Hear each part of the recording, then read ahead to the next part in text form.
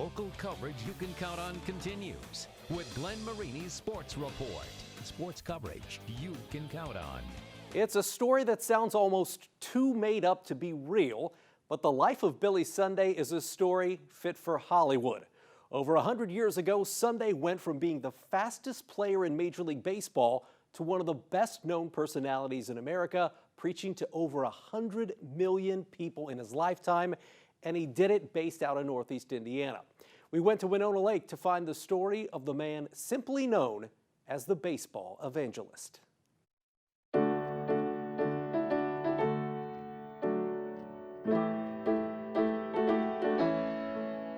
We think somewhere between 875,000 and 1 million people actually made a conversion statement, signed a card, and actually became Christian believers as a result of the Sunday Crusades. Before there was Billy Sunday, the evangelist, there was Billy Sunday, the baseball player. Discovered by the legendary Cap Anson in the cornfields of Iowa, the speedy outfielder signed with the Chicago White Stockings in 1883 and quickly became the fastest player in the major leagues. Well, there are a few stories that seem to be verified, and one of them is that he could circle the bases from a standing start in 14 seconds. And so Cap Anson would always put him up against the fastest runners from the other teams, and he would always beat them, often barefoot.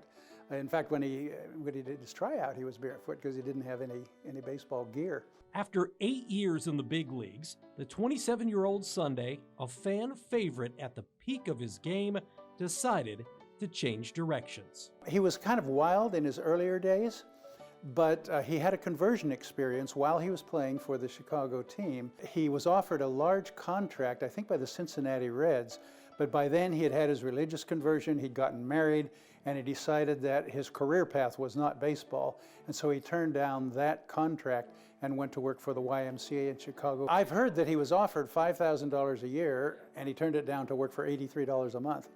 Sunday worked under well-known evangelist J. Wilbur Chapman, learning the ropes while channeling the energy he used to use on the diamond. Chapman would occasionally let Sunday preach, and he saw that he had ability. But it was the early baseball exposure that made him popular. He'd run and slide and dive, and we have a chair up in the office that he had smashed during one of his campaigns has been glued back together again. And he'd use terminology like his way of talking about salvation was, when the great umpire calls that game in the sky, will you be safe at home or will you be out? After spending summers at the famed Winona Lake Bible Conference, the Sunday family moved there permanently in 1911, building this bungalow that stands almost untouched over 100 years later. When he worked on the flower gardens here at his house, there was a big hedge around it. He wanted his privacy, and we have a couple documented incidents of where tourists would come, know he was in there, where they'd pull the hedge apart, and he'd squirt them with a hose. He really liked his privacy. The conservative Christian's popularity peaked in 1920 with Prohibition, when he would frequently have 20,000 people at tabernacles all across the country as the former baseball player became a national celebrity in the days before television and radio. It's hard to imagine how things were back in his day because large city newspapers, the Chicago Tribune, the New York Times, would come to his crusades and would transcribe his sermons and would print them on the front page of the paper. We'd never see anything like that today. So he was just exceedingly popular. Sunday passed away in 1935 at the age of 72. For information on how to tour the Sunday home in Winona Lake or the Winona Lake History Center, click on this story on our website.